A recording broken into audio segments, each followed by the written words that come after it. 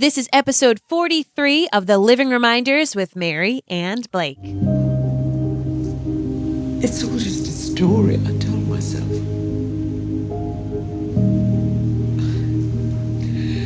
It's just a stupid, silly story. And I believed it because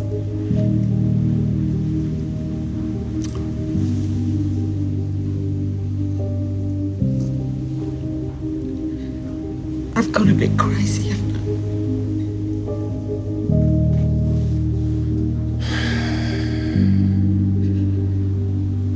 No, Grace. I don't think you're crazy at all.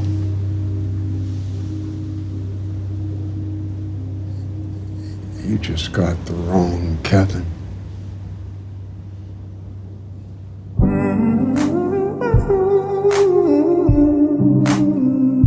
From Cranston, Rhode Island, welcome to The Living Reminders. It's a podcast dedicated to the show The Leftovers on HBO. We're still here and so are you, so let's talk about crazy Whitefella thinking. Suddenly I'm hidden. It's this darkness of the dawn, and your friends are gone, and your friends won't come. So show me where you fit. So show me where you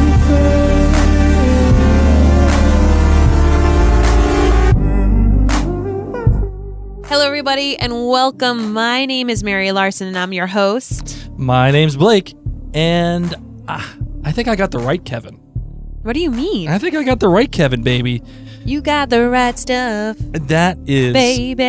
Awesome episode. And I think the fact that Kevin is saying that Grace got the wrong Kevin is indicative of the fact that now she has the right one. And I think that is so fracking cool. I love this show. Show is so good. I love this show. Good. It continues to surprise me and challenge me. This episode I thought was going to challenge me a lot more than it did. And just want to give a huge shout out to all of you who are following along in our Facebook Live. For those of you who are listening to this as a podcast episode, we are doing all of our episodes as Facebook Lives because it is the final season. That's right. Because there is so much to talk about and so much to discuss. So just so you know, 7:30 p.m. Eastern Standard Time is the time to talk on Mondays about The Leftovers. But let's jump in about this. You ready to do it? I'm ready. Just make sure you speak into the mic, will you? Okay, sorry. I'm very excited. You are very excited. Okay, so for now, my darling, Spunky Misunderstood Genius, we're going to keep this theme going. What was my your Wu-Tang name? What was your Damon rating? And for those of you who have yet to realize this, we rate the show based on how many Damons we think that it deserves. You know, one Damon being that that it's the worst thing. It's expose from Lost. We have to go back, Kate. Or 5 being, last year's finale or the penultimate episode, like the best show that's ever been in existence, and we base it on the fact that Damon Lindelof has written these. So, yes. Spunky Misunderstood Genius. Yes. What do you got for your Damon rating? A good old solid 4. Really? That's not bad. That's not bad at all. But for you, that's a trifle low. Yes. It is a trifle low. It is a trifle low. Why are we giving it a 4 instead of a 5 that is usually bandied about? Because what the heck? Is he the Kevin? Is he the Kevin? Is this show about Kevin Sr.? And this whole time I thought it was Kevin Jr.'s show? Well, I'm not really sure if it is entirely pertinent because either way, Kevin Sr. knows Kevin Jr. So Either way, Grace has found the right Kevin. She has found one of the Kevins that will most likely lead her to something. Right. I don't know. How about your Damon rating? I'm actually giving it a 4.25 Oh, Damon you're not rating. that far away from me. No, I'm not. But Nice. I'm usually a little bit hotter on the Damon ratings. You are. So I'm the hard person this week. Yes. Ooh. So the reason why I'm a little bit hotter on this episode is because I get a little frustrated. We only have so much real estate here for season 3 of The Leftovers, the final season. And if this were a regular amount of episodes, I think this would fit right in. but there's just so little time that we have.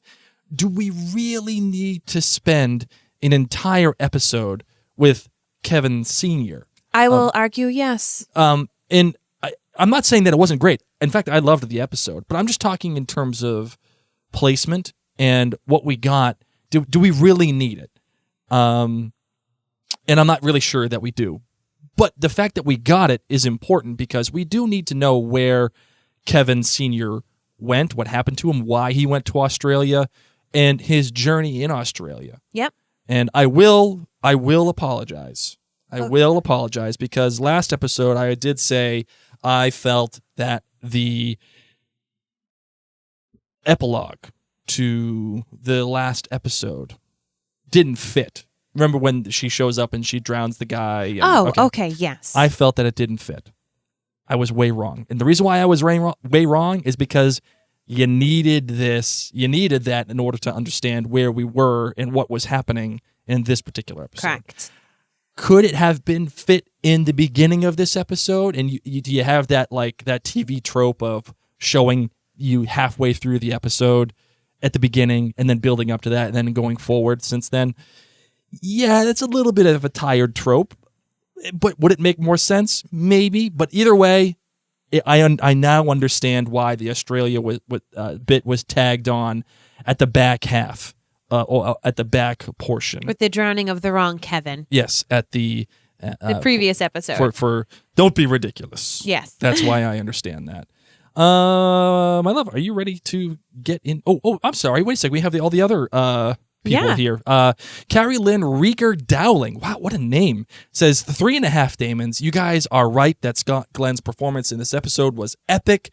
But the way I see this episode right now with the opening cover song of Depeche Mode's Personal Jesus and Kevin Sr. calling Matt the first time saying this story is about himself, not Kevin Jr., I'm sitting here wondering, is Kevin Sr. God? Oh my goodness. Making Kevin Jr. the son of God? Oh my goodness. And if that's where the writers, Tom and Damon, are headed, well, I'm not liking that. Something about Fire Guy asking Senior if he'd kill a baby to cure cancer leads me down this path. And will Senior be put in that dilemma? What baby will be sacrificed? Kevin Jr.? It's a gut feeling only. She's still processing. Damn, she's going to miss this show, even though it makes her uncomfortable. And Denise Stewart on Twitter says, 4 Damons. Don't know if we needed a whole episode for that, unless I missed a lot. And, of course, I was watching a lady do a makeup tutorial at that time, too. Sorry. And that was Mary giving a makeup tutorial on Facebook Live. So if you ever need makeup tips, I'm your girl. A shameless plug here. Watch Mary on Facebook Live. Daphne Mack on Facebook chimes in saying, at first I was going to give it 3 Damons because I got stuck on trying to figure out how in the hell are they going to wrap this up in 5 episodes. In the end, I'm giving it 4.5 Damons because Scott Glenn is phenomenal, and it is, of course, directed by Mimi Leader, and she is a rock star. She is. I was able to follow the storyline and wrapped up why the woman accidentally drowned Kevin the Kangaroo Killer, otherwise known as Soggy Kevin. Soggy Kevin. The photography, music, location, and overall direction was stunning. Oh, and how nuts was the self-fire burning, man. This is a message in that whole scene, but I have to rewatch the episode. I also think Matt is dying. Now he had night sweats, and Mary was still there, so she probably took pity on him and didn't leave Miracle. And Charlie Campbell says, 5 Damons, and I'm trying to figure out the connection between each character that's died in the first 3 episodes. Will someone die in all 8? Also, really love the National Geographic magazine and all the International Assassin callbacks in this episode. The woman's story at the end broke my heart. Oh my gosh. And I did like that the all the callbacks to the National Geographic from May 1971 with the bear in Cairo he flips to. Yep. That feels a little like an inside joke to me from Damon and Tom Spezialy, not Tom Perrotta, because Tom Spezialy helped write this episode. And I'll get into that in a little bit. But for now, my darling, you know what time it is? Time. Let's play Figure Out That Title. All right, Marvin, what do you got? This is your segment. Crazy white fella thinking. Pretty self-explanatory. These episode titles, they were meant for someone who thinks hard like me. There you go. He's this crazy white fella hanging out, trying to, mooch off the Aborigine like songs, these amazing songs that he's not necessarily supposed to know or be privy to. And he's acting a little cray, painting himself, singing these songs, saying he'll fix what air conditioning device is. I assume that's what it was. I have no idea what it was. And this is his way of thinking. And yet some people seem to feel like he knows what he's talking about. So there you go. All right. It's time to reheat the leftovers. All right, the details of this episode. It was, of course, as it was stated earlier, directed by Mimi Leader, and that goddess needs oh my gosh. no introduction. Seriously. She has done many movies, all very good movies, although I do maintain that her movie, Deep Impact, was only surpassed by Armageddon. And I know it was a Michael Bay film. I get it. One of my good friends, Dylan Schuck, and I have been having a debate about this for quite some time. There's like a 3-year debate. But she also did The Peacemaker, too, if you ever watched that film. And she also did August Rush. Remember that movie, August Rush? With Kerry Russell and Jonathan Rhys-Meyers and that cute kid that directs. I loved that conducts. movie. Yes, she did that movie. But we all know the episodes that she has directed of The Leftovers. It was written by Damon Lindelof and Tom Spezialy. Spezialy was brought on season 2 and is now an executive producer of the show. So he's kind of a big deal. He has written on Desperate Housewives, Manhattan, Ash vs. Evil Dead, and also directed season 2's episode Orange Sticker. And the DP, and I need to bring up the DP, the director of photography in this episode, because it was so fracking good. The photography in this episode was unquestionably the best so far. Yes. Maybe except for International Assassin. John Grillo was the DP, and he did all the DP work in Australia for The Leftovers, including the cold open and the end of the premiere. And he has worked on shows like Preacher, Luck, Grace Point, and Hemlock Grove. He also did the DP work on Off Ramp, season 2's episode. If you recall that episode with the lady from the GR who Lori was trying to rehab, and she killed the whole family. He did the DP work on that. And today's song, as it was earlier said, it was a Depeche Mode song, Personal Jesus, covered by Richard Cheese. Imagine having that name, Richard Cheese. Who does that? Some mean parent. My goodness. And the lyrics to this are actually quite pertinent, and I wanted to bring these up. Your own personal Jesus, feeling unknown, and you're all alone, flesh and bone. By the telephone, lift up the receiver. I will make you a believer. I will deliver. You know I'm a forgiver. Reach out and touch faith. Your own personal Jesus. Reach out and touch faith. So you actually seen Kevin Sr. do all of these things in this entire episode. Calling Matt Jameson, reaching out. Yeah. Being alone for most of the episode. Oh, the poor thing. This was like... He didn't even have a shoe. This was like Castaway, but Australia style. But no volleyball. And no Wilson. Yes. Wilson! No Wilson. And it's great because it really fits into what Kevin is trying to say. He's creating his own personal Jesus, his own personal savior. Yep. And maybe he thinks that's him. Maybe he thinks it's not him. Or maybe the savior in this episode is a bunch of random things that they're ascribing meaning to. So we'll get into that later on too. But for now, my love, do you have a story, a personal 2-minute story to share about how you connect? Oh, it's my turn? If you'd like me to do it, I will. But how I connect with this episode? Here, I'll do it. Please, I'll because I had an emotional day and I'm just going to lose it. So this episode, in my opinion, is all about events and finding meaning in them and finding faith in them. And this is actually going to be quite a cheesy story, but I really appreciate it. Before I met Mary, I was working an ungodly amount of hours working and baking donuts at 2 a.m. And I was very tired, very overwhelmed, and I didn't have very many people in my life except for work, which, as most of you know, is not something that we should be striving towards. And then my dad said, hey, why don't you try Match.com? Because you have nothing to lose. And I was taking a chance doing this. And this was like before it was still kind of creepy.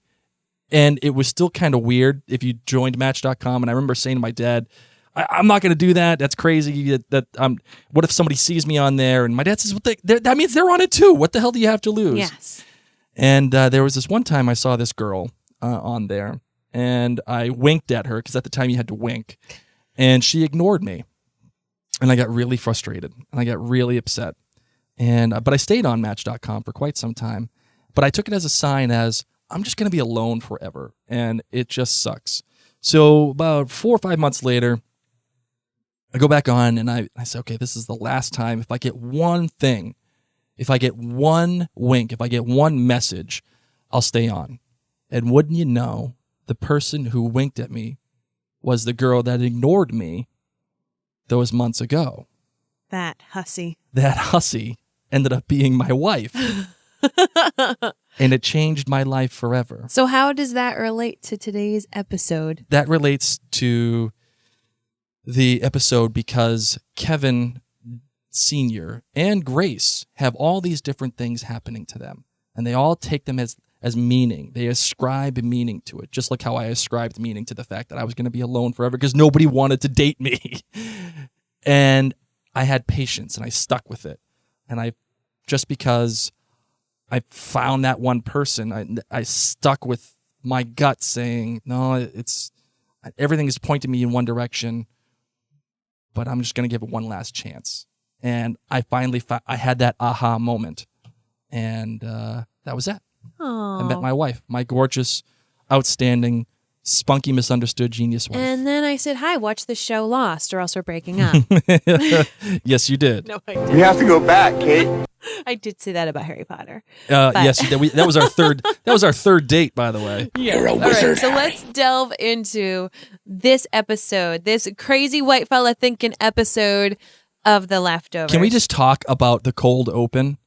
Oh my God. I fracking loved the cold open with the camera coming up behind yes. Kevin Sr., all the craziness from the departure happening, and you see things that are happening, and he talks about, it happened about 5 minutes after the departure. I started hearing voices, and he turns his face real quick, very, very subtly, and then you hear, what we ended up discovering to be Kevin Jr. when he was like 8 years old. But you hear the voices saying, help them, help them. And he turns his face and then boom, shuts right out. Oh my God. That was unfreaking believable. I rewatched it 3 times because I'm like, wait a second, what's going on? Mm-hmm. And his quick jerk of his head. Yes. Just as if he did hear something. And amidst all of this chaos, you see 2 emergency vehicles drive by. Mm-hmm. So he can hear something over the chaos of the departure. Mm-hmm. He hears these voices. I agree. Unbelievable. Loved it. I'm really happy you did. Well, that's when it, of course, began. And we get to actually hear about his journey of what these voices led him to, including a chicken. You know what? I have the sound, and we could explain it, but I think we should just leave it in the unbelievable hands of one Kevin Sr. Please what do. What do you think about that? Please do. I used to hear voices. They started about 5 minutes after it happened, after people disappeared. So they put me in an institution. And there I stayed, arguing with something nobody else could even see, fighting it. And then I stopped fighting. And I started doing what the voices told me. The last thing they told me was to leave, to go to Australia. It's a pretty big country you got here. little specificity would have been nice, but I figured instructions were forthcoming, and I always wanted to check out the Opera House, so I flew to Sydney. Bought a ticket for Verdi, put on a nice suit, and I'm on my way from the hotel when this guy, this hippie with a red headband, walks right up to me and says, "Do you want to talk to God?" Well, that's got to be it, right? So I said, "Fuck yeah, I want to talk to God." And he said, "Then you've got to talk in God's tongue, mate." God's tongue, it turns out, is an experimental high-end hallucinogen this guy brews in his basement. And I wake up 2 weeks later in a hotel room in Perth, on the opposite fucking coast. There's a smoldering mattress next to me, a bunch of white dudes lying around in war paint, and I have no fucking memory how I got there or what happened while I did. Also, God did not talk to me. And I'm thinking, this is a fucking waste of time. At best, a misguided detour. When I notice the TV in the hotel room is on.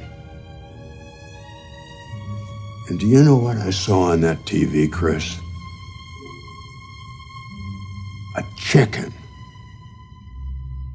On October the 14th, a town in the outback lost its entire population. A small town, only 14 people, but all of them vanished, even the animals. Every living thing in that town was gone except for one thing, an egg. 2 days later, it hatched, and they named him Tony. And at first, nobody took him seriously, but then rumors started. Rumors that the chicken could help people find whatever they were looking for. And this is the first fucking thing I hear when I wake up from a 2-week acid trip. It's gotta be a fucking sign. So I hop on the train, 4,000 kilometers back across the country, and I go see Tony. So I give this guy my money. The guy puts the chicken in front of me and says, "What are you looking for?"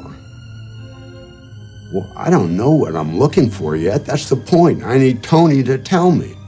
And the guy says, "Doesn't work that way. You've got to give Tony something to look for." So I said, "Purpose. I want some fucking purpose."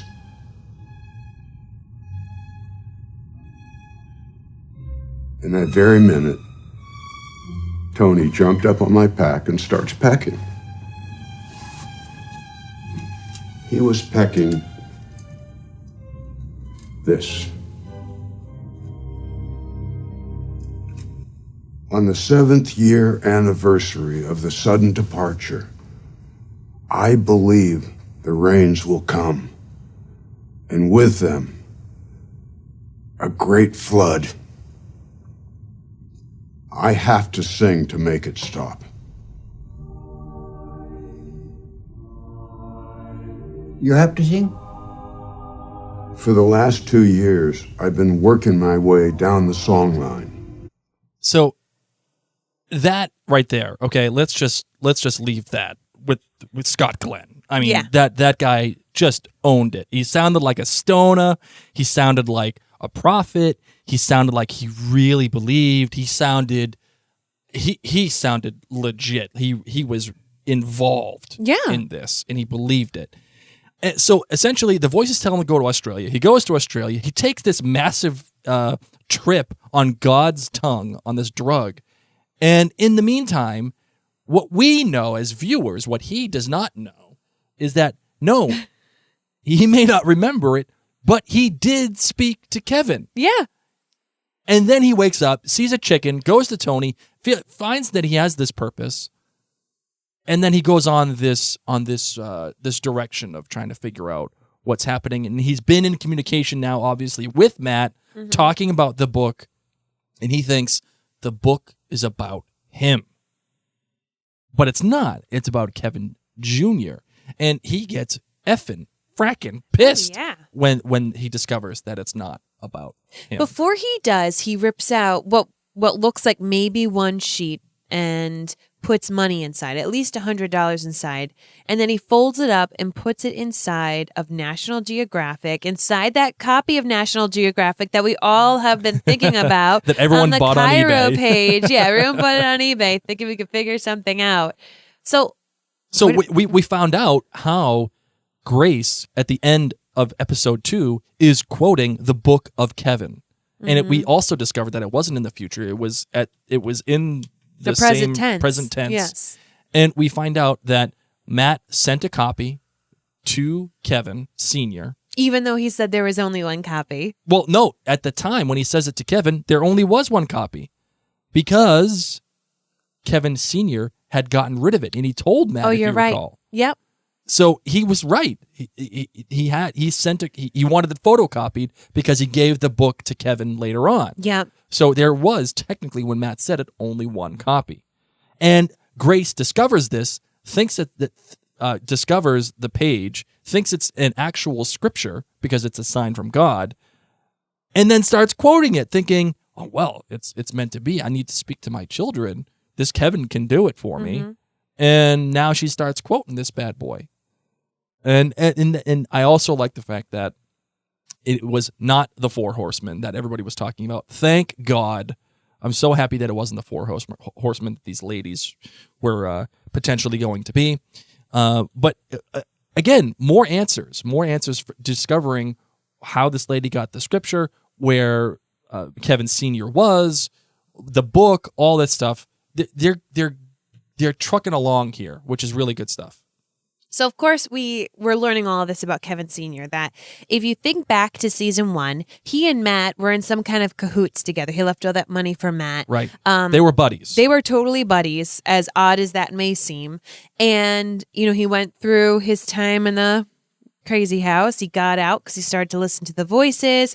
And now he's in Australia trying to learn all of these songs, going down the song line, trying to prevent the apocalypse. That is what he says when he gets arrested. The guys are like, "What are you doing? Preventing the apocalypse." He's trying to prevent the flood that he thinks is coming. Yep. Because of the tapes that he was listening to with Kevin Jr. on it. Yes. That he taped while they were on a road trip to Niagara Falls back in 1981. Did you kind of wish he sang "Rain, Rain, Go Away" instead of the Itsy Bitsy Spider? No, I did. And this is why Kevin Sr. thinks there is a flood coming, because Tony the chicken.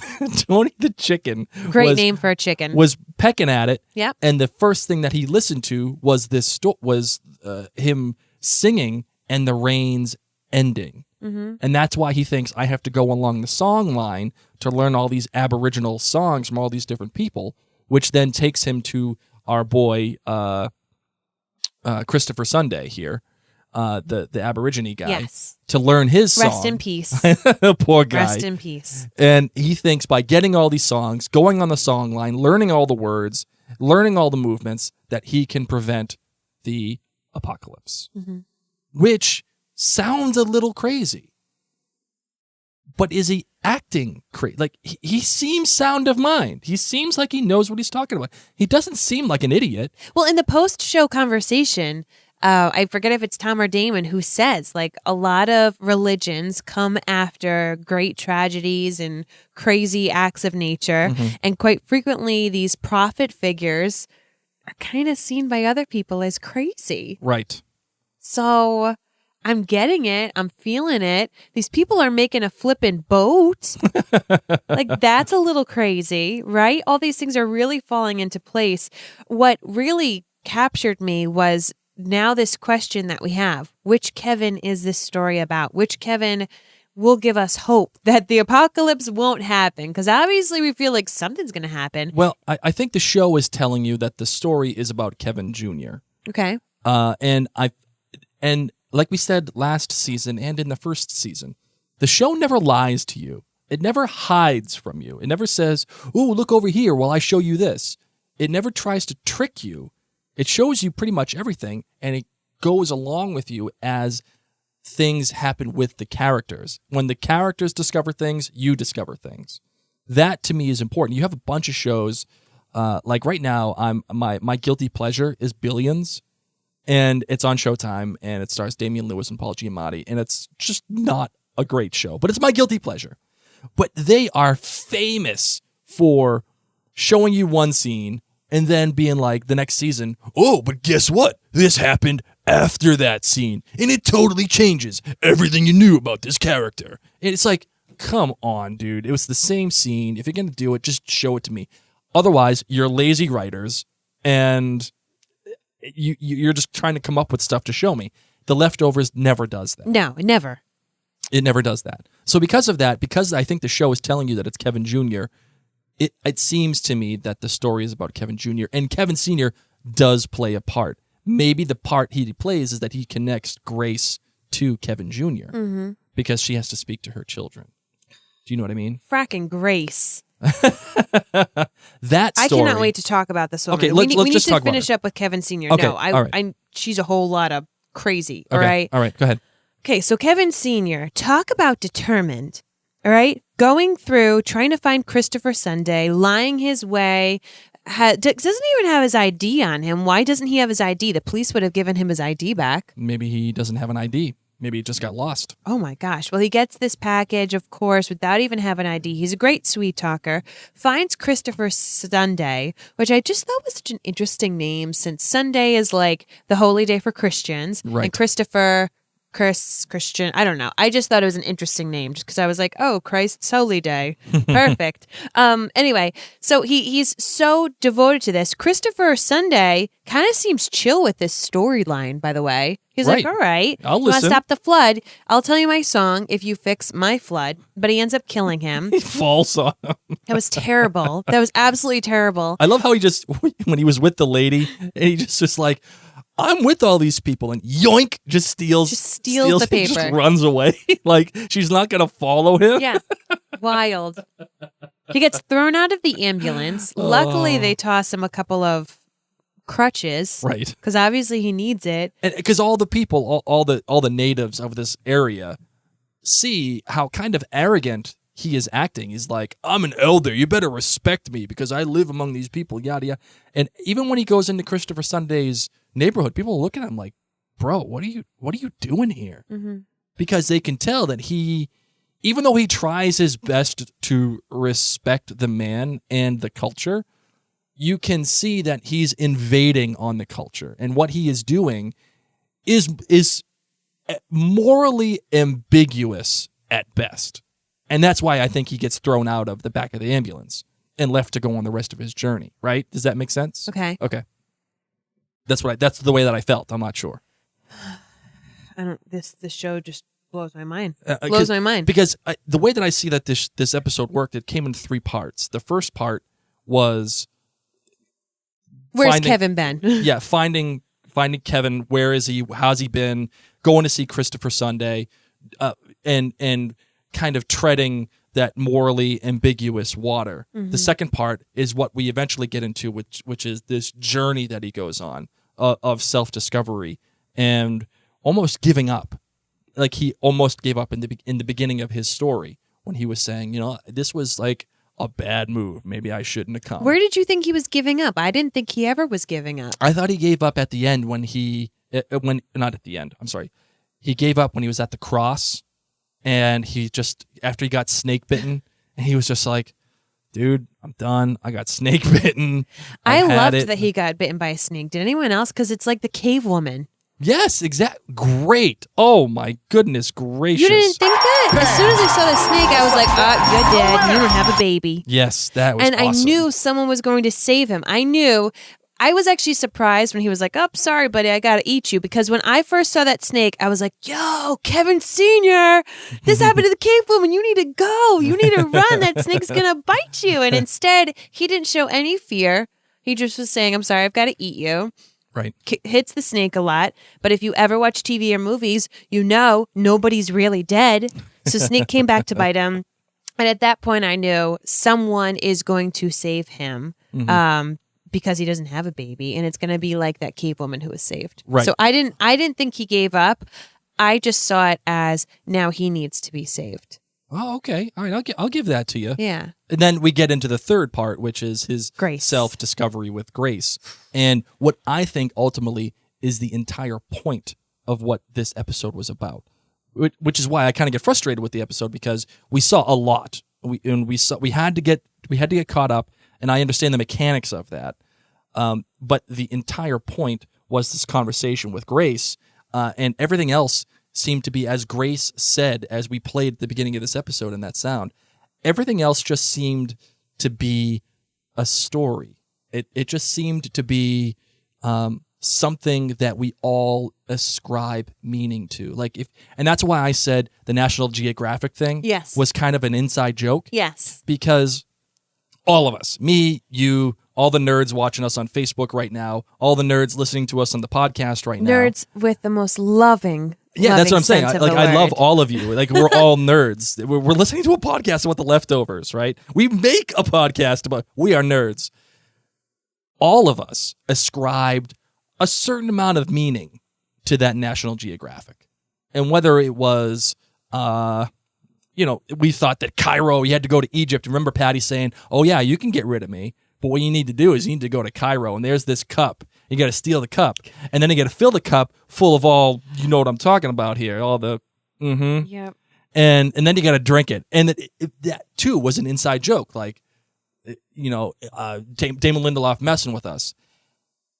And everything else with Christopher Sunday and the song line, it all seems like it's a great story, but it isn't really what we're trying to get at here. What we're trying to get at is the human connection. And Kevin Sr. was ascribing the meaning of that. He was ascribing all the telltale signs of, this is my mission. Tony the chicken is telling me what to do. And I have to stop this flood. And he thinks it's a message from God. The same thing with Grace, too. Grace had all these different meanings and had all these different events happen to her, and she ascribed meaning to them. Her kids going missing, the husband going missing. Of course, it didn't work out so well for her, but she thought she had her sign from God. And of course, it was all ripped away, just as all this stuff was kind of ripped away from Kevin Sr. once Christopher Sunday died. Then he's left to go on his own journey. He gets saved by Grace. And then we finally get to the real point, which is the human connection between these two. What that ultimately means is I'm not quite sure, but now we're getting at it. This is almost like the calm before the storm. Do you know what I mean? Mm-hmm. That's the way that I felt about it. Okay. I'm feeling good about Kevin Sr. He did, of course, have many interactions. He had the snake interaction. He had the guy that driving that adorable little Volkswagen Bug-looking car and goes. And sets himself on fire. I don't mean to laugh at the guy, but he just sets himself on fire. What exactly was it that he said? He said, would you kill a baby if it meant you could cure cancer? What is that about?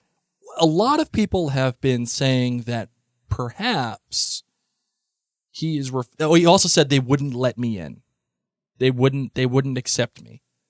And a lot of people are saying, since this is Australia and we just had the episode with Same place with Nora, the Nora people. The Nora people that are trying to get her to go into this machine, maybe he didn't pass a certain test that they were trying to get on him. Okay. And they told him to go pound sand or go get a shine box. Okay. And he was pissed off about it because he wanted to see his loved ones. But what did the baby have to do with it? I don't know. And I'm not exactly sure. And it reminded me, I couldn't help but think of, again, International Assassin when all this happened. And it brought me back to the conversation that Kevin Jr. had with Kevin Sr. And I have the sound here. I'll play it. Feed that motherfucking fire! I think I see something. Dad? It worked.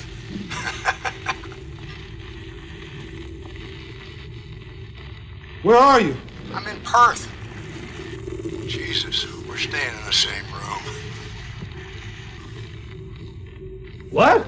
Son, I am fucked up on this shit they call God's tongue, so I really hope this is real. You get the flowers I sent? Yeah, the card was blank. It didn't say get to the well. What well? Take her to the well. Who? Patty? Wake the fuck up, asshole! Eat the fire. What well? I'm supposed to assassinate her. Nah, you're not a fucking assassin. Whoa! Don't fucking put it out. Oh my gosh, Facebook Live. I don't know if this is allowed. It's okay. Don't Kevin Got Sr. to take her to the well. What well? Son, you have to be strong. I love you. I love you too. So we were just as clueless about that as Kevin Jr. was at the time. Like Kevin Sr. talking through the TV, they're in the same room. The fire alarm goes off at the same time they're talking about the fire in the other room. He's saying we're staying in the same room. But what I took from this was you can't kill Patty. You're not an assassin. Take the girl to the well. And Kevin Jr. kills Patty. He pushes her down the well, and then he drowns her, right? Because he holds her in the water. And then Kevin dies, and he comes back up and all that other stuff. Great. Okay. Kevin Sr. then encounters a guy wearing a suit coming out and saying, I couldn't kill a baby. Is Kevin... And Kevin Sr. said, I wouldn't kill the baby either. And that just felt to me like there's a connection there. Like we have this connection of Kevin Sr. talking about getting screwed up on God's tongue. And we have that moment in International Assassin where they are communicating and Kevin Sr. doesn't even remember this, but it happened. And they both seem to exist on the same plane for a moment in time. So is this connected here? Is this speaking to what Kevin Jr. has done? Did Kevin Jr. make a mistake? Did he do the wrong thing? Because if you can recall, Kevin Sr. said, I just did what the voices told me. And Patty told him, Kevin, don't drink the poison. Don't do what you have to do. Don't kill me. And then he did it. So did he make a mistake? Is this what helps propel him into what the problem is? So that's what I took from that. I feel like that literal burning car was a figurative burning bush for Kevin for Kevin Sr., warning him of what's to come and what one should not do. Holy smokes, man. Right? That's the way that I felt about it. Right. I'm feeling that. Okay. Man, there's so many more other things that I want to talk about, but we do need The other thing too I wanted to talk about too. I forgot about this. It felt like to me, Kevin Sr., he was in a desert. It was hot. He was wearing a jean jacket, by the way. Dude, it had like a little furry inside. Yeah, take the jacket. That's his favorite coat. That's like his little blankie. That was from the 80s, bro. He didn't have a shoe on one of his feet. He did not. Bless his heart. And neither did the guy who came out of the car wearing a suit, no shoes, wearing a suit just like Mark Lynn Baker, by the way. Why no shoes? I have no idea. Anyway, what I'm getting through is this. It felt like when Kevin Sr. was going through the desert, he was tested. He was tested by a serpent. He was even stung by a serpent. Serpent being, Satan, all this other stuff. It felt like a journey through hell. And we have more connections with International Assassin because if you recall our episode when we did one after International Assassin, all we talked about was Kevin's journey through hell in Dante's Inferno. It was similar. It was made similar.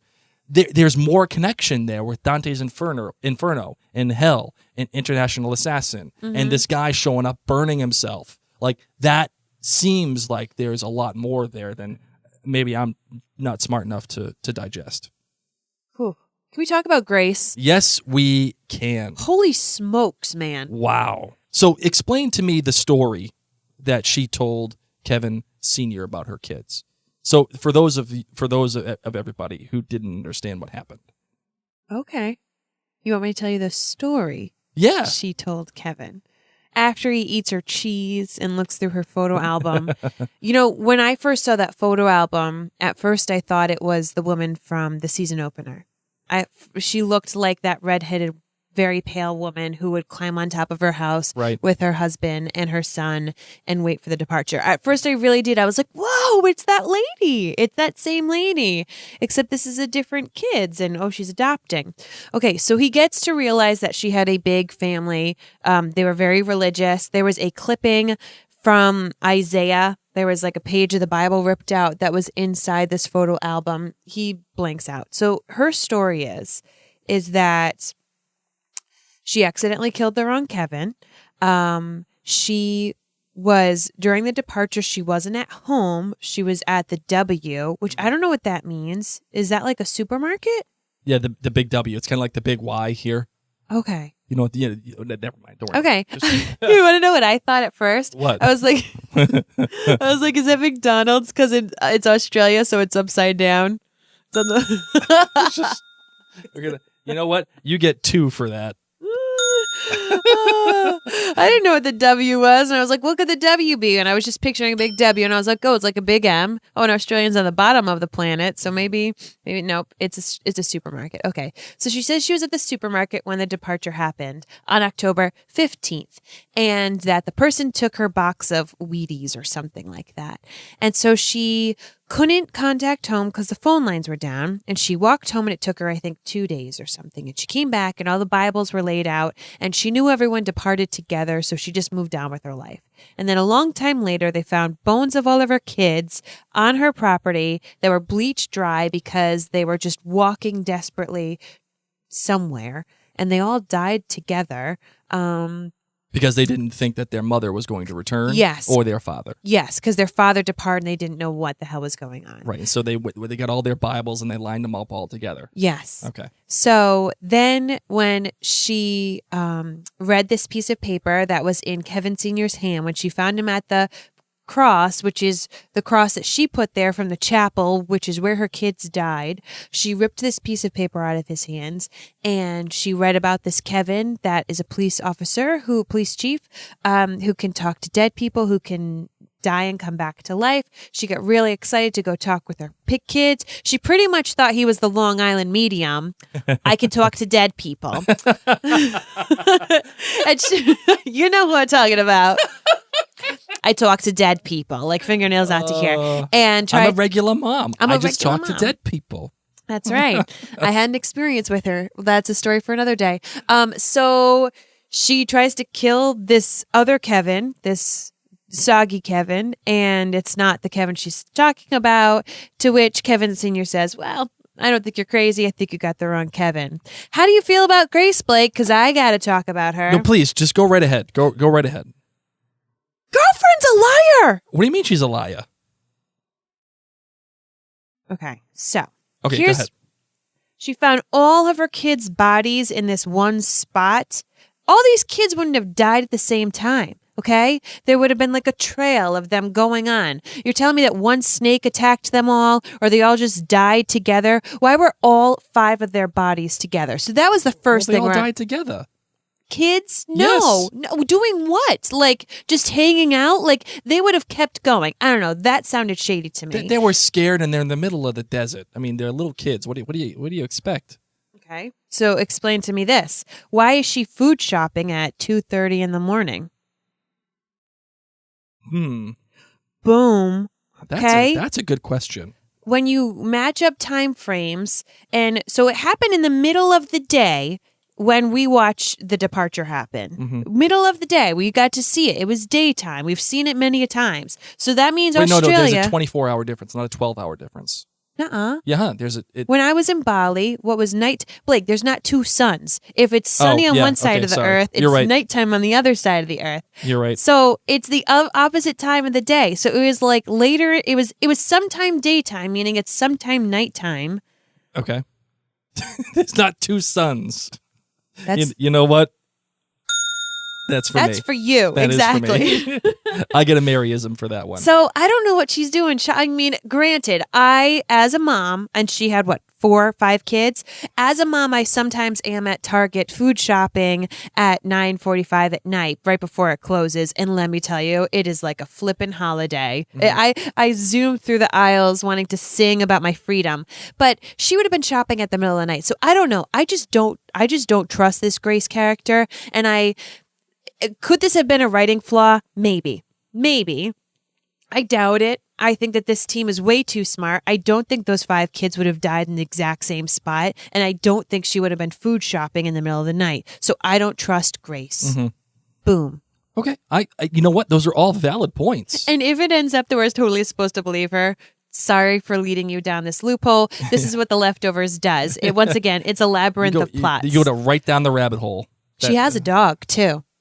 Yeah. And that's like all you hear. Like when Kevin Sr. wakes up from thinking he's, dead at the cross, the first thing you hear is a dog pant. Now remember, last episode I told you guys, in the closed captions, you always see things about dogs. I didn't use closed caption this time, but I was trying to listen for dogs, and I sure heard this dog a lot. Right. That's So I don't trust Grace. okay. All right. But I will say I felt really bad for her. And for a woman that has only been on the screen for about 5 minutes, I was almost brought to tears thinking, and she's telling the story like, oh, my kids disappeared and yada, yada. Like, okay, yeah, great, fine. That happened to Nora. But then she found out that her kids had died and she didn't even bother looking. She didn't even bother. Wait, so I just have to hold up. So you're like believing Grace's story? Is this how you're talking? No, I don't know if I believe her or not. I'm just saying. You can't believe her. This is not, you can't. Like, our writer team is way too smart to make us think that all these 4 or 5 kids died in the same spot. Yeah, and okay. that she wouldn't have looked for them. Are you kidding me? Okay. You wouldn't have looked for your kids? You would have just come home and been like, oh, they're Well, if gone. you're a religious zealot, if you really believe God had sent a message, and let's also think of this time now, too. The world is screwed up. The 2% of the world's population disappeared. Crazy things happen, which means crazy things happen to people as well. People do crazy things. And if she truly believes God has sent a message, and she really believed that all the Bibles lined up meant that that her kids were with God, if she really believed that, would you put that past her? Like, in this world, when crazy things happen, is it really that hard to think that a woman who is a religious zealot would think, No, she's not. She's crazy. She probably hurt her kids. She probably did something. I don't know. I guess I need to not discuss Grace, because you are trying to say, let's believe Grace. Let's believe her. I think she's a crazy murderer person who has no problem drowning soggy Kevin. Something bad happened with her kids. True. I have no idea. And she looks like the woman from the season opener. Actually, she reminded me of, no, never mind. Here's the problem that we're facing.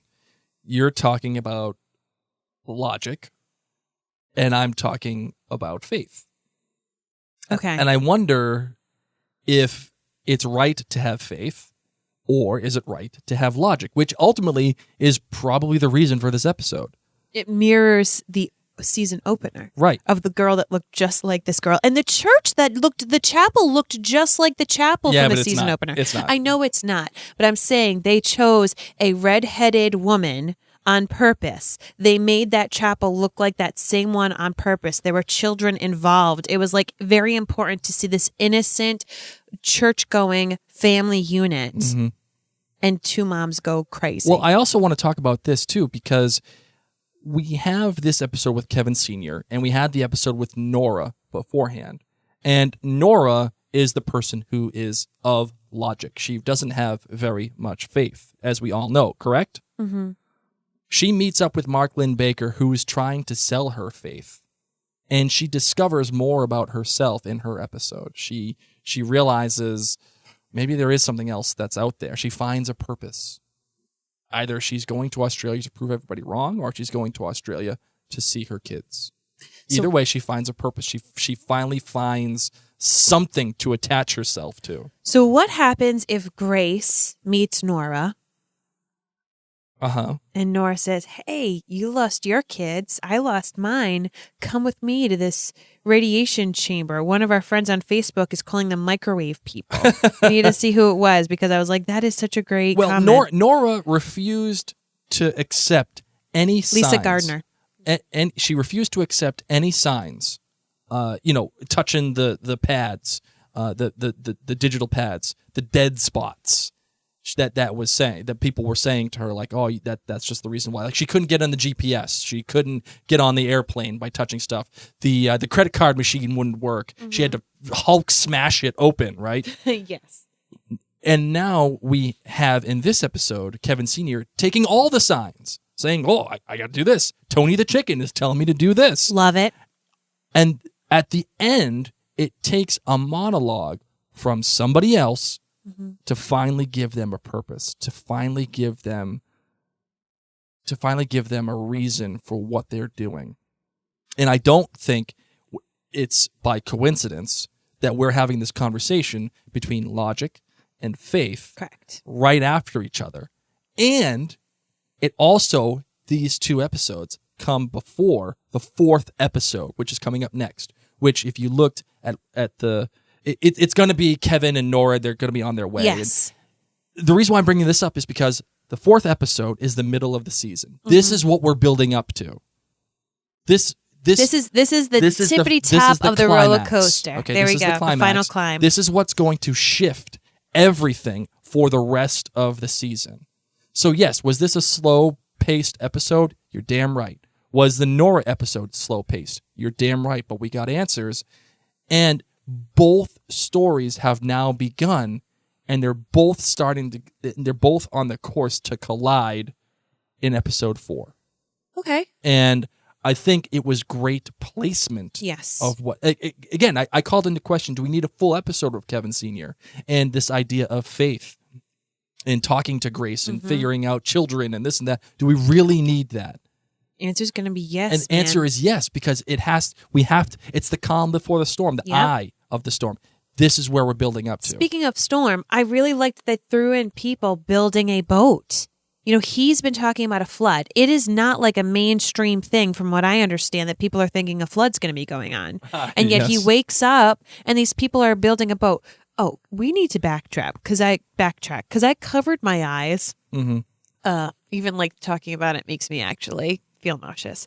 Okay, so he had like IVs and things inside of him. What happened? Because I covered my eyes because I wanted to vomit. I mean, you can like describe it in the most careful way, but like what was going on with his body? When he woke up, yes, and he had the IV, he ripped the IV out. Okay, and you heard the dog panting. And there is another tube. There were a couple of tubes that was in him, and that was a catheter tube. Where does that go? That goes in a man's inside that little hole. Mm-hmm. And I've had a catheter, and I've been awake when it was taken out. Oh my God! And I will tell you that sucks.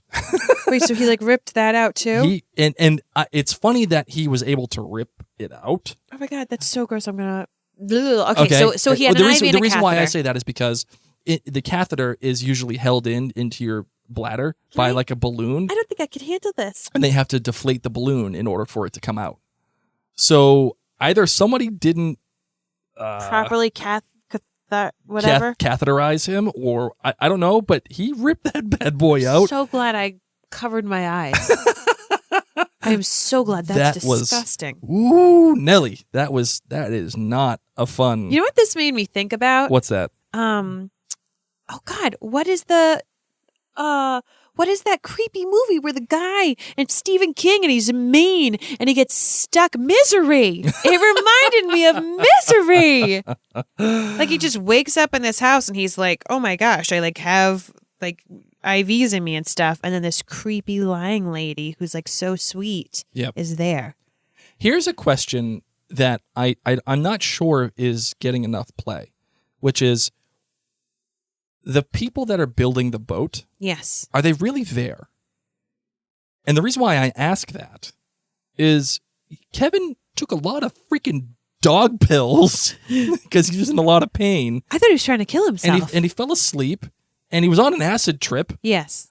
And he walks out, and hey, man, what's going on? They're just taking apart a building to make it into a boat. Making it a boat and talking about floods. And they're like, yeah, bro, we're waiting for the flood. I thought he was trying to kill himself to go see Christopher. Maybe the case. But you would also think that this lady, Grace. Grace says Okay. she lives alone. She is completely alone. She Wait, doesn't have... When she's talking to Kevin Sr. in the conversation at the table, she Okay. said that she's alone. You'd think that she'd bring up the fact that there are people building a boat in front of her house. That are her friends. Right. Yes. And I really like what they did, which was they, halfway through the episode, we find out the relationship between Kevin Sr. and the other 4 women, and that he was taken care of by Grace. But I'm not sure if this was the backyard or the front yard, but you didn't see the people in the boat. You didn't see the building when they were dumping Soggy Kevin into the water. So, are they really there? Where are the other 3 horsewomen? Remember, she said that they had nothing to do with the murder. Yeah. So, but they totally did. She was going to confess, and she was going to do her thing. And if you recall, too, Kevin was about to say, "My name's Kevin," but before he did, as he was saying Kev, and then as he said Kev, she started telling her story about I'm going to confess and all this other stuff. And then he says, "I just think you found the wrong Kevin." I thought, oh man, that's a really cool call out right there. That was really cool. So are those people fake? I don't know. I don't know either. I'm not. I can't tell you that they are. I can't. Again, the show never lies. So if Kevin sees them, are they really there? Kevin hears voices. Mm-hmm. I'm not sure. I don't know. But I think it's at least worth talking about. And the fact that Grace has seen all of these different signs too, and she thinks that it is now just a story. And we underwent the same pressures that she did, and we underwent the same journey that she did in the beginning of this episode, seeing all these different things, ascribing meaning to it, even though it could be red herrings. It could be all the wrong conclusions. She thinks that Kevin Sr. was sent to her by God. She still has the faith, even though it may have been lost. Angela Hickey in our Facebook group, I'm just looking at it quickly. She's a brilliant theory. She thought that the people building the boat were actually the kids grown up. Oh, that's a good idea. Because just there were different ethnicities and everything going on there. Right. So, but how many years? It's only been 7 years. It's only been 7 years. Yes. So I don't know. I'm going to have to watch the episode again. But Kevin looked through all the pictures, and maybe he's imagining these people as figments of his imagination. Because you're right. It's when he woke up. Right. Oh, I'm feeling that. Yeah, I know, right? I am really feeling that. Nice. So ultimately, this episode, I think, is about what are the signs, what do they mean? And for Kevin, what is God? For Grace, what is God? Right? What is, who or what is sending these messages to them to guide them on their paths? And what do they have to do with these radiation microwave people? Well, I mean, it could are the microwave radiation people God to these people? Well, think about it. They're trying to be. Is it the chicken? Is it the guy selling No, God's it is not tongue? Tony. It is not Tony the chicken. Is Kevin Jr. God? Is Kevin Sr. God? All these questions start coming up because we ascribe certain meanings to them, just like how Kevin Sr. does. I as well haven't as been Grace. thinking about God at all. Really? No. So what have you been thinking about? Man, I don't know. Like what? When I say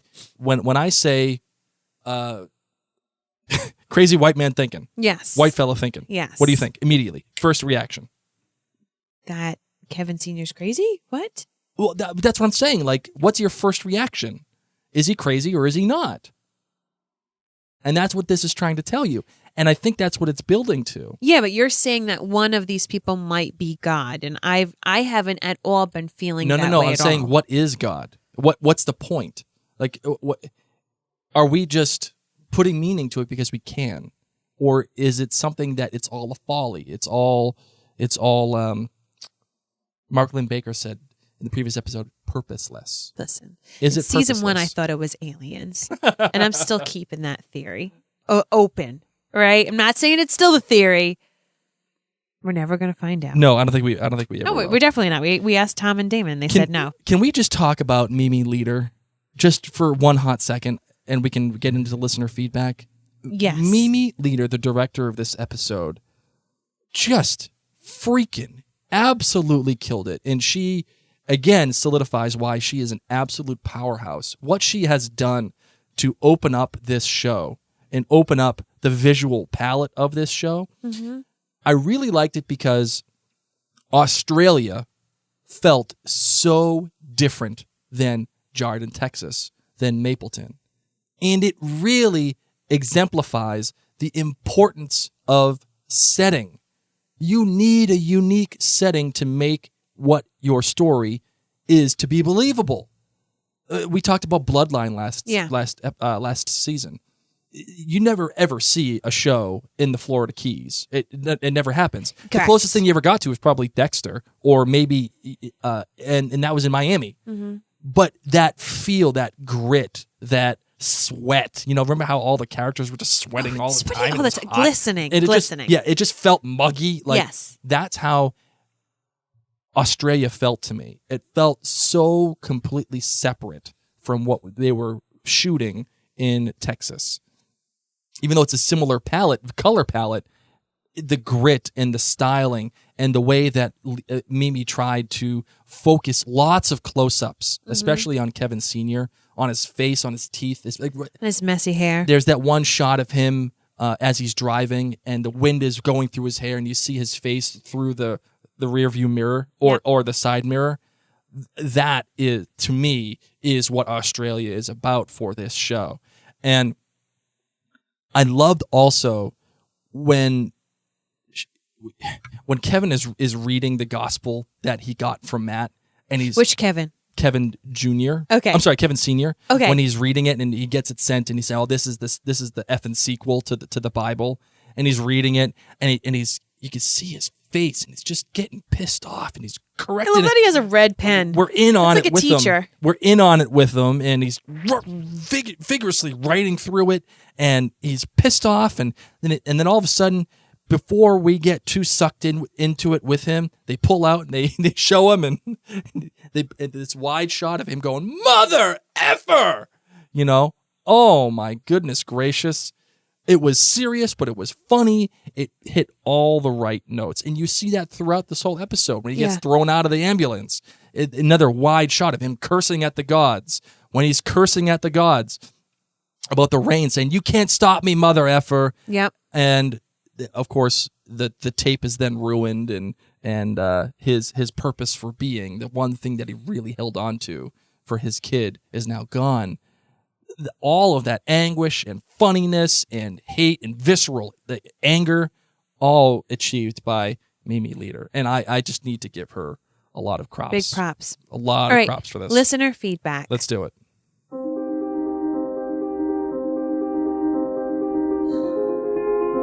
I'm starting to get emotional. All right, regarding last week's episode, Thomas K. Tyler said that he had a sudden theory of the week.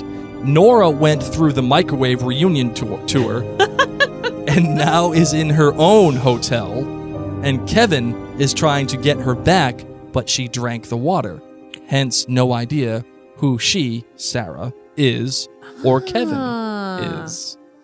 Joel Johnson says, 4.5 Damons, people may focus too much on the timeline since it started before the season and then ended after the episode, making this one current. You know what I'm saying? No. Okay. So the episode started in the departure. Yes. And then it brought us all the way up to 8 days Soggy away or Kevin. whatever. Yes. Okay, 8 days away. And then it went even a little bit further. Yeah, now we're like 7 days So now away. we're okay. We're a week away. In order to connect to Kevin Sr., however, I feel they had to show what they did. Otherwise, we'd have too many holes in his motivation, which is 100% true. This episode also further cemented the creators' want to straddle the line of mystic and reality. They always make a point of making sure that there's a plausible answer for anything that may seem mystical on the show. We saw evidence of that with the drowning of Soggy Kevin. The woman wanted to believe that this Kevin was the Kevin being written about on the page, which she specifically read like scripture. The reality of things was that it was just a major coincidence. And in the end, it's fun to sometimes speculate, but I think the creators have done a great job not going too far down the rabbit hole. Ellie Moon on Twitter says, F. I think I found my spirit animal, and that's Kevin Sr. He was amazing. 4.5 Damons for sure. From Jess Steenledge on an email, Sarah was Abraham's wife, Father originally Abraham. called... Gonna sing it again? Many sons had Father Abraham. Originally called, do you know how to say this name? Sarai. Sarai. She was originally called Sarai, and she was barren and childless for many years until God blessed her and changed her name to Sarah. And at this point, I'm just going to copy and paste from Wikipedia. She says, in Genesis 17, when Abram was 99 years old, God declared his new name Abraham, a father of many nations, and gave him the covenant of circumcision. Congratulations! Oh! Bam! Just like that. A winner! God gave Sarai the new name Sarah and blessed her, and Abraham was given assurance that Sarah would have a son. Not long afterward, Abraham and Sarah were visited by 3 men, and one of the visitors told Abraham that upon his return next year, Sarah would have a son. You know, just when you're 100, Abraham. While at the tent entrance, Sarah overheard what was said, and she laughed to herself about her having a child at their ages. And that is similar to what happened with Nora when Kevin suggested, I want to have a baby. And she laughed. And she laughed right out. And it's also not a coincidence that Kevin Sr. brings up Abraham this episode when talking about sacrificing his son, Correct. Isaac. And Matt saying, that's crazy. He was 36 years old. And Kevin Sr. saying, that doesn't make any effing sense. Exactly. So I think so much of it doesn't. There's a little smoke here. Well, Thomas Tyler says, anyone else wondering about the boat builders? When Kevin Sr. walks out, they are all building a boat. Later when he walks out, check to make sure it was the same door, and he said it was.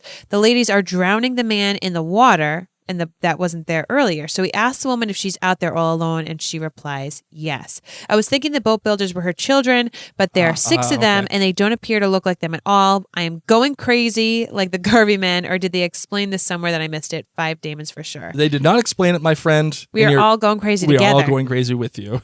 Bubuka on Twitter says, I was looking forward for an explanation on the Kevin Sr. scene in International Assassin, but it didn't happen. Oh, well. Well, I disagree. It did happen. He It was showed tripping. you. He was tripping his balls off. Someone did say that they think there was a chicken inside that video scene in International Assassin. So we're gonna have to double check. Yep. Susan Marone Let's see. Crew. Yes. Kevin saved Sr. you. is bat crazy. Trump voting uncle everyone has, but you still want to invite him to Thanksgiving dinner because it's bound to be epic. Amazing performance by Scott Glenn. Just when I thought Nora's departure story was the worst it could get, in walks Grace. Just heartbreaking. 4 Damons. Buckle up, folks. It's about to get real. I agree. It's going to get strange. And also, by the way, can I just say, I still really want to be as in good a shape as Scott Glenn. Yes. Even, never mind when I'm 70 like he is. I'd like it to be now. Please. Why not, right? Daniel Duclos? Duclos? Right. I thought it was interesting. It was a refreshing change of scenery. However, I'm not sure I like the change of direction. If indeed this is a change of direction, I was on board with Kevin being the holy man or whatever. But now we've got Kevin Sr. saying he is going to stop the apocalypse. It kind of feels like it's losing focus at this point, but I have faith in the outstanding production to bring it home eventually. Not to mention, they only have 8 episodes to squeeze everything in. I give it 4 Damons at this point. Danielle Sasso says 4 Damons, with the premiere being a 5 and last week's episode being a 4.5. Amazing performance by Scott Glenn. Mimi Leader is the best in that final scene. Wow. Even though I was hoping to see Kevin and Nora in Australia in the last minutes of the episode, I kind of missed them, and I agree with you. I think I would like to have seen Kevin and Nora, but I feel like we're going to get that next episode. We're going to get enough of them. I'm curious to hear what you guys think about the guy in the suit that Kevin Sr. sees in the desert. The suit reminded me of International Assassin, but maybe he went to do the same thing that Nora is going to do, but they said no to him after that answer. I think they're all very similar. I'm thinking he tried to be a microwave person. Scott Duvall says, confused by the boat church scene. Was Kevin Sr. having visions? Also, if Matt has cancer, it's interesting about Kevin Sr.'s response not being willing to kill a baby to cure cancer, especially since Sr. lost his wife to cancer. Lastly, we don't see Kevin Jr., but we learn a lot about him. I mean, like, there's no doubt that Matt is sick. Oh, yeah, no that's doubt. Another thing, too. When Kevin Sr. calls him, he's having some serious night sweats. I mean, he has no pants on or maybe boxers. He is all sweaty. He has a blanket around them and he is all set. And he and Mary are not doing well, but Mary is still there. So I need to kind of like double check the timetable of when, like what day? Was it 8 days before or was it 7 days before? Like when did Mary say, I'm leaving? No, Mary said they found out that she was leaving. Well, they found out that she was leaving once Kevin found out about the book. And this phone call, the first phone call, was before Kevin found out about the book. Yes, okay. So it's the timeline all matches up. It just showed you what was happening in between Kevin finding out the book and Kevin Sr. being in Australia. Yeah. You got it? Okay. Okay. And then Missy Ortiz says, I guess my favorite part of the episode was the ending and the whole talk between Grace and Kevin Sr. When she says, this is just a silly story, and she believed it. I feel like they are referring to us. Just like when John said, I don't understand what's happening. And Kevin Jr. says, me neither. It's almost as if the writers are talking to us through the characters' dialogue. And I really do love theorizing, though, because it has so much potential to get to different wavelengths here, supernaturally, scientifically, and spiritually. I love that. The 3 S's. Right. The supernatural, scientific, and spiritual. And this speaks to this idea of the purpose and the reason for what we saw with Christopher Sunday and the National Geographic. Perhaps it is just a silly story. Perhaps it is all just stuff that we thought was important, but we finally got to the real importance, which is the connection with the human beings. Oh, boy. It is now time. Guess what? Tell me. For the sudden theory of the week. Have you got a sudden Oh my theory? gosh.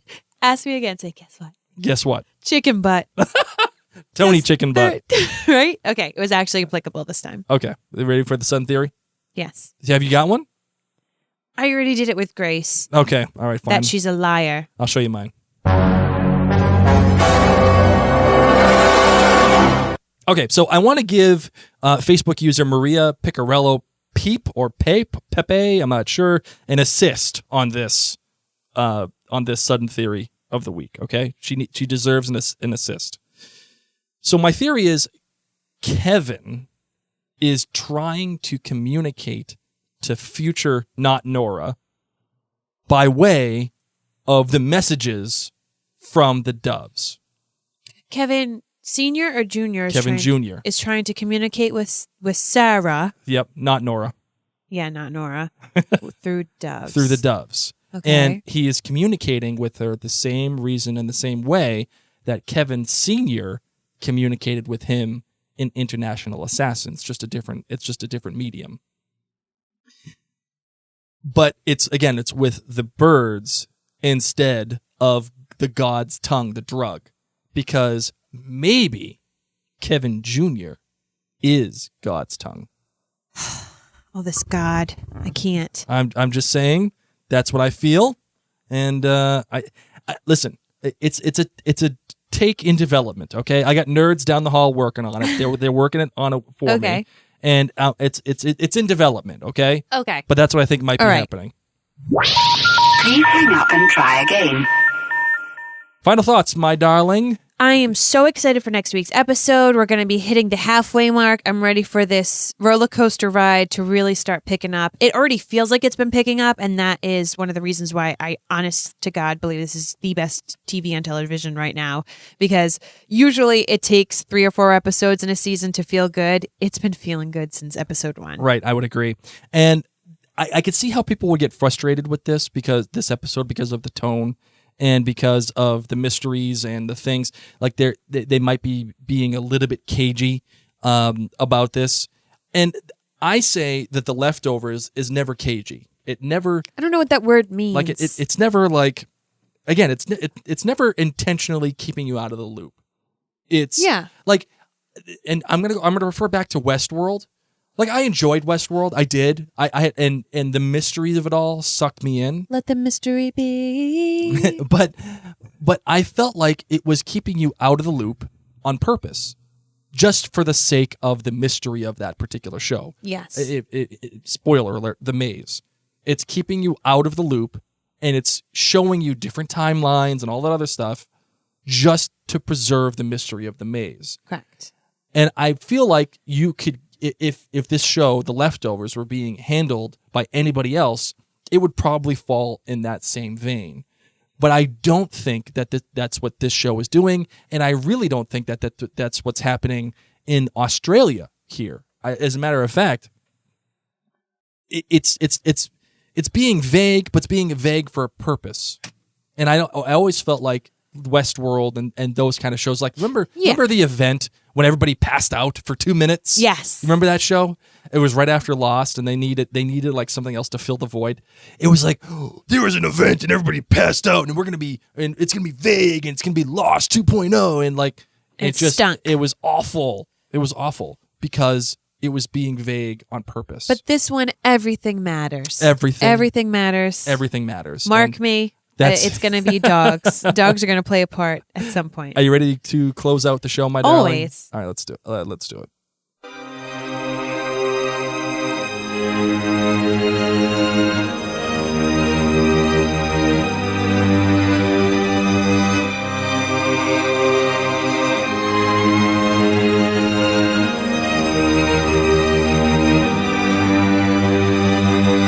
We're social creatures. We're all still here. We need to talk about the show. We need to continue to talk about it in between, during the weeks. Please reach out to us.